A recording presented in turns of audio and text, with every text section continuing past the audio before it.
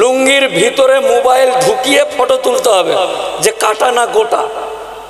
আর এই হাজিটা অরিজিনাল মুসলমান না মুসলমান? এই দেশে আপনি 5 বছর ধরে মুসলমান এর প্রমাণ দেওয়ার জন্য একটা সার্টিফিকেট লাগবে। তো আধার কার্ডের যদি ছবি আর আঙ্গুলের ছাপ নাই, তাহলে মুসলমান হওয়ার খতনা আর সুন্নত যে করেছেন, একদিকে রহিম হাজির ছবি আর একদিকে রহিম হাজির ওইটার ছবি, খতনার ছবি লাগিয়ে নিয়ে ঘুরতে হবে যে আপনি এই ভারতে আপনি মুসলমান না। আমরা যারা আন্দোলন করছি, ওয়াকাফের আন্দোলন 48টা আইনকে নতুনভাবে ঢুকিয়েছে এই সরকার। তার 2-3টা আইন আপনাদেরকে বলি যে কেন। এই এলাকাতে একটা কবরস্থান আছে, এই কবরস্থানটাতে যে মা আমাকে জন্মগ্রহণ করিয়েছে, যার পেটে আমি 9 মাস ছিলাম, যার রক্ত যার মাংস খেয়ে পেটে বেরিয়ে এসেছি এই পৃথিবীতে, ওই মা, যে মায়ের দুধ খেয়েছি, ওই মা ওই কবরস্থানে কবর দিতে যাবে। মারা গেছে, কবর দিতে যাবে। বৃষ্টির দিন কবর থেকে পানি উঠছে। এই এলাকার রহিম হাজিকে বলা হলো, হাজি সাহেব আপনাকে আল্লাহ অনেক টাকা দিয়েছে, আল্লাহ আপনাকে সম্মান দিয়েছে। মোফাক্কেরুল ইসলাম অ্যাডভোকেটের মাকে যেদিন মাটি দিতে যায়, সেদিন কবরে পানি উঠে গেছিল। তাই আমরা এই এলাকার মানুষগুলো সিদ্ধান্ত নিয়েছি হাজি সাহেবের কাছে যাব, হাত পা ধরে এই দিঘির পাড়ে যে উঁচু জায়গাটা আছে, এটা আপনার কাছ থেকে দান নিয়ে কবরস্থান বানাবো। হাজি সাহেবও রাজি হয়ে গেল। এদিকে আপনারা গিয়ে মোহরি বাবু দিয়ে দলিল টলিল রেডি করলেন, কিন্তু ওইখানে এখানকার রহিম হাজি যে জমি দান করবে, তাকে ওইখানে গিয়ে লুঙ্গির ভিতরে মোবাইল ঢুকিয়ে ফটো তুলতে হবে যে কাটা না গোটা। আর এই হাজিটা অরিজিনাল মুসলমান না মুসলমান না? আধার কার্ডে চোখের ছবি, আঙ্গুলের ছাপ ছবি সব নিয়েছে। এখন এই দেশে আপনি 5 বছর ধরে মুসলমান এর প্রমাণ দেওয়ার জন্য একটা সার্টিফিকেট লাগবে। তো আধার কার্ডের যদি ছবি আর আঙ্গুলের ছাপ নাই, তাহলে মুসলমান হওয়ার খতনা আর সুন্নত যে করেছেন, একদিকে রহিম হাজির ছবি আর একদিকে রহিম হাজির ওইটার ছবি, খতনার ছবি লাগিয়ে নিয়ে ঘুরতে হবে যে আপনি এই ভারতে আপনি মুসলমান না মুসলমান। হাসার জন্য বলছি না, আইন বলছি যে আপনি যে প্র্যাকটিসিং মুসলমান 5 বছর থেকে, তার প্রমাণ না দিলে ওয়াকাফ সম্পত্তি আপনি দান করতে পারবেন। এটা গেল এক। তাহলে আমার বাপ চাচাদেরকে আমাকে অনেক সময় হাইকোর্টে বলে যে তুই বড় মুসলমান মুসলমান করছিস। তো আমি বলি, আরে ভাই, আমার দাদু মুসলমান, আমার দাদুর বাপ মুসলমান, আমার বাপ মুসলমান, আমি মুসলমান, তো কি করব? মুসলমান মুসলমানই তো করবো, এটাই তো স্বাভাবিক কথা। তাই এটা গেল একটা, যে মোবাইলের ছবি লুঙ্গির ভিতর তুলে আধার কার্ডের মতন সার্টিফিকেট বানাতে হবে যে মুসলমান কিনা।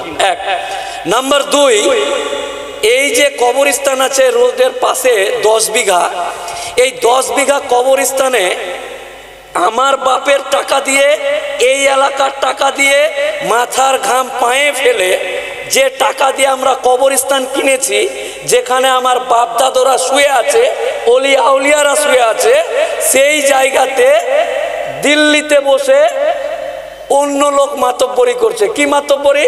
তো বললো 10 কাঠা জায়গাটা অনেক দামি, আর এই এলাকার মানুষ মাসে, 2 মাসে, 6 মাসে মরে 3টা 4টা 5টা 10টা। তো এত বড়, হে মুসলমান কাঠমোল্লা, এত বোকা কেন তোরা? আমাকে দিয়ে দে 4 কাঠা জায়গা, তোরা ঘেরে নে, আর 9.5 বিঘা আমাদেরকে দিয়ে দে। আমরা এটাতে টোটো স্ট্যান্ড করব, ভুটভুটি স্ট্যান্ড করব, পানের দোকান খুলব। তো তারা জানে না যে আমাদের মতন মুসলমানের রক্তটা এখনো পুজ হয়ে যায়নি। পুজ হয়ে গেছে না? আমাদের রক্ত লাল না পুজ? হ্যাঁ, ওরা জানে না। ওরা ভাবছে যে আমি বেঁচে আছি, আমরা বেঁচে আছি, আমার বাপ দাদু যেখানে শুয়ে আছে, আমার বেঁচে থাকাতে আমার বাপের কবরে দাদুর কবরে টোটো চালাবে, ভুটভুটি ভ্যান চালাবে, পানের পিঠ ফেলবে, আর আমি বেঁচে আছি, আমরা বেঁচে আছি, আর আমাদের রক্তও ঠিক আছে। এটা হয় না। এটা গেল 2 নাম্বার পয়েন্ট। নাম্বার 3, এরকম করে 48টা আছে, 3টা বলে শেষ করব, অনেক বক্তা আছে।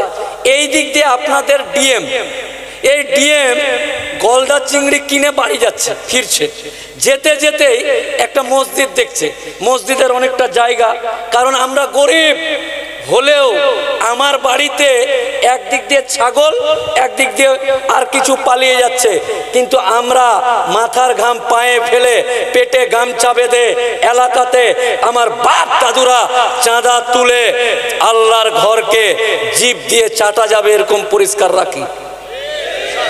ওই পরিষ্কার জিভ দিয়ে চাটা ডাইরেক্ট পুরো কায়নাতের মালিক, সারা জাহানের মালিক আল্লাহর ঘরকে এই জেলার ডিএম যদি মনে করে যে এই এলাকা দিয়ে যাচ্ছে, এই মসজিদটা খুব সুন্দর, ये মসজিদ हमको दे दे कटमुल्ला, হ্যাঁ, যদি মনে করে যে ये मस्जिद हमको दे दे मुल्ला, ए मुसलमान ये कलिया ये मस्जिद हमको चाहिए, তাহলে চোখে লেগে গেল মসজিদটা, অফিসে গিয়ে বলবে এই কমিটির কাগজপত্র নিয়ে আয়, দলিল খতিয়ান আরএসএস যা যা আছে, না কি বলে ওটাকে, আরএসএস বেরিয়ে যাচ্ছে, বলেন দেখি, আরএস খতিয়ান পর্চা নিয়ে ডিএম অফিসে যখন গেলেন, এই মানে যারা মসজিদ কমিটির লোক আছে, তো বলছে যে এই জায়গাটার নাম কি, মঠবাড়ি, মঠবাড়ি জামে মসজিদ,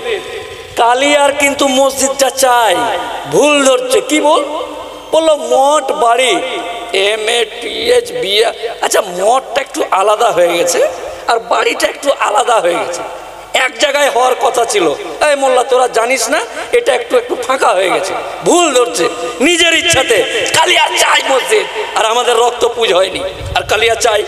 এই কালিয়া তখন বাহানা দিচ্ছে যে এই জায়গাটাতে মঠ বাড়ি জামে মসজিদটার মঠটা একটু আলাদা, বাড়িটা একটু আলাদা, তো আমি 5 বছরের জন্য ইনকোয়ারি করি, ইনকোয়ারি করে তালা মার, কোনো মুসল্লি যাবে না, উজু হবে না, নামাজ হবে না। 5 বছর পর ইনকোয়ারির নাম করে এই মসজিদের তালা লাগিয়ে দিয়ে 5 বছর পরে যেরকম গুজরাটের 27শে নভেম্বর মসজিদ কমিটি 600 বছর আগের মসজিদ, 600 বছর আগের দরগাকে বুলডোজার দিয়ে বুলডোজিং করেছে, শহীদ করেছে, কলম করেছে, প্রত্যেকটা ভালো ভালো জায়গাকে তারা এইভাবে ইনকোয়ারির নামে নিতে চায়। আর আমাদের রক্ত পুজ হয়নি, দুটো আলাদা আলাদা জিনিস, ওরা চাইছে আর আমাদের রক্ত পুজ হয়নি, এই দুটো জিনিস, এই দুটো জিনিসেরই খেলা, বেশি খেলা নেই বাবাজি। এরকম করে 48টা আইন পরিবর্তন করে নিজের মতন করে সাজিয়ে নিয়েছে। আরে বাপ আমার, দাদু আমার, একটা বক্তব্যে শুনছিলাম এক বক্তা বলছে যে রে কাপুরুষ, কেন্দ্রীয় সরকারকে বলছে কাপুরুষ, যারা আমার বাপেরা যারা মারা গেছে, দাদুরা যারা মারা গেছে, মরা মানুষের কবর নিয়ে টানাটানি করছিস, ওরা যদি উঠে একবার হাউ করে দেয়, মরা মানুষটিকে নিয়ে ব্যস্ত হয়ে গেছে। আয় আয় আয় আয় আয় আয়, আল্লাহি আল্লাহর কসম, এখনো দক্ষিণ 24 পরগনা, উত্তর 24 পরগনা মঠ বাড়ির মুসলমান জ্যান্ত আছে, জীবিত আছে, মরেন ইনশাআল্লাহ। এই নরেন্দ্র মোদী কালো হাত ভেঙে দাও, ঘুরিয়ে দাও, মোদী হটাও, বিজেপি হটাও,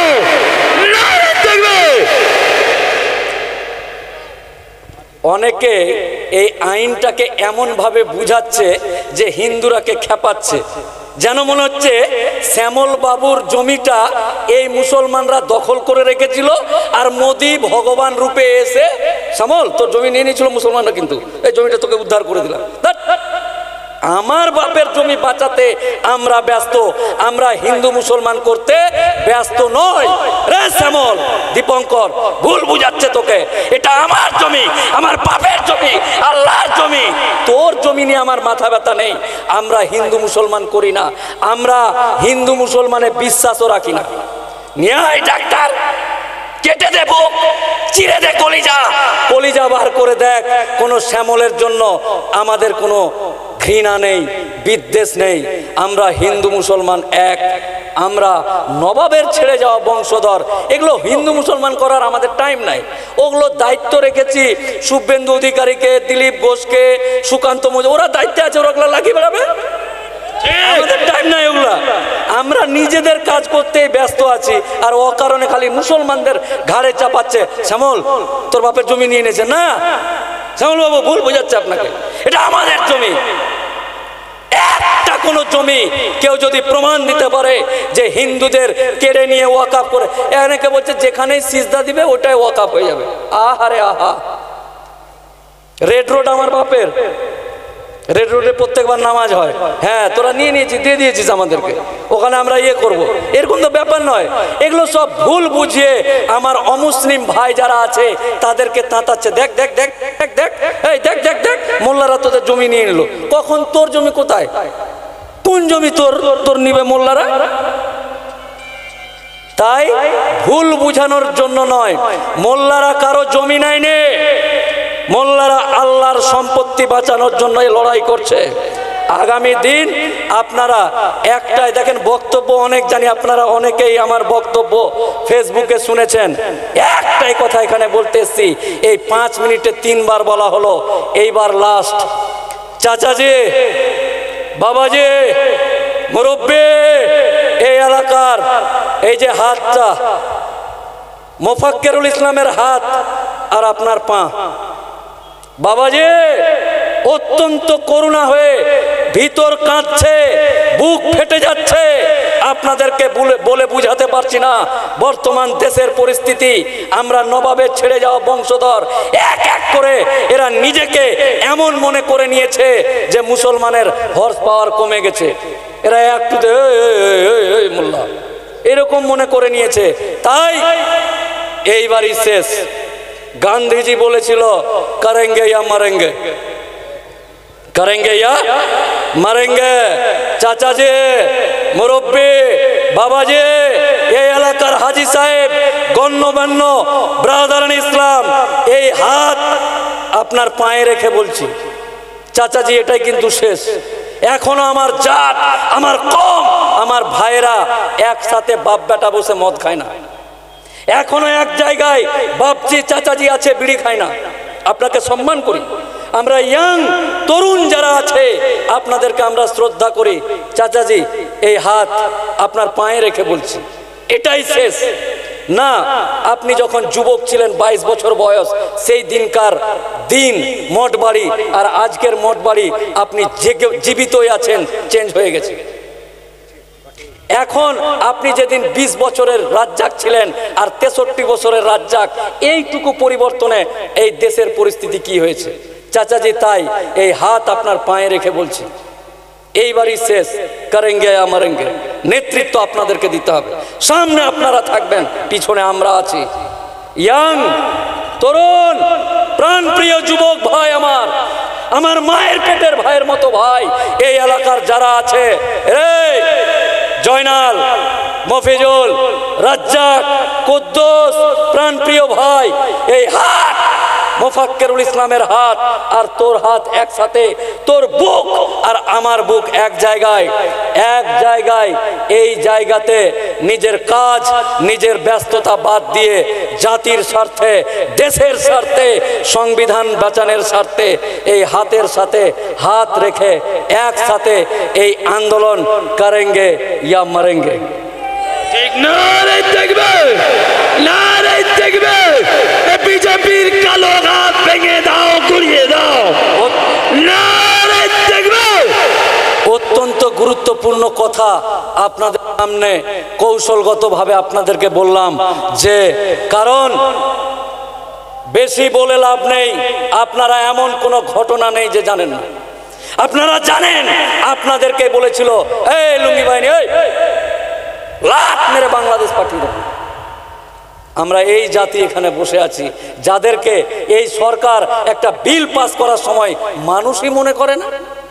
চাচা যে বাপজে কি ভাবছিলেন আপনি 23 বছর 40 বছর 75 বছর এই দেশের পতাকা ঘাড়ে নিয়ে আপনি বাঁচলেন কিভাবে যে আপনাকে মানুষই মনে করে না? একটা আইন পাস করছে যেখানে বাপের কবর কেড়ে নেবে, মসজিদ কেড়ে নেবে, এরকম আইন পাস করছে। 5 কোটি 3 কোটি শিখের আন্দোলনে, কৃষি আন্দোলন মনে আছে? এই আন্দোলনে মোদির মতন 56 ইঞ্চি টিভিতে এসে বলছে মুঝকো মাফ কর দো গলতি হো গিয়া। তো 5 কোটি লোক নিজের ফসলের দাম পাবে কিনা এটার জন্য এখানে অপারেশনের সময় এই জায়গাটাতে পাইপ লাগিয়ে মুতের থলি এরকম হাঁটে। এরকম 67 বছরের বুড়ো ঠান্ডাতে কাঁপতে কাঁপতে শিখ বা পাঞ্জাবি সম্প্রদায়ের ভাই আন্দোলনে গেছিল, তার জন্য এটা হয়েছে।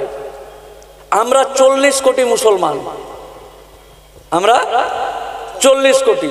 5 কোটির জন্য বা 3 কোটির জন্য যদি ফসলের দাম ঠিক পাবে কিনা এটার জন্য আন্দোলন করে মোদির মতন 56 ইঞ্চি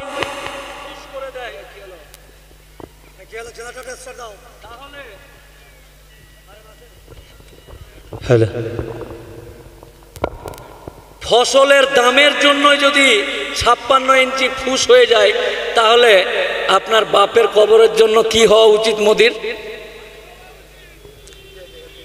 আপনার বাবা মায়ের কবর, মসজিদ, দরগা, খানকা এগুলো বাঁচানোর জন্য মোদির কি করা উচিত? এই জায়গাটা আপনাদেরকে তৈরি করতে হবে। তাই তো বললাম এই হাত আপনার পা, এই হাত আমার যুবকের হাতে হাত।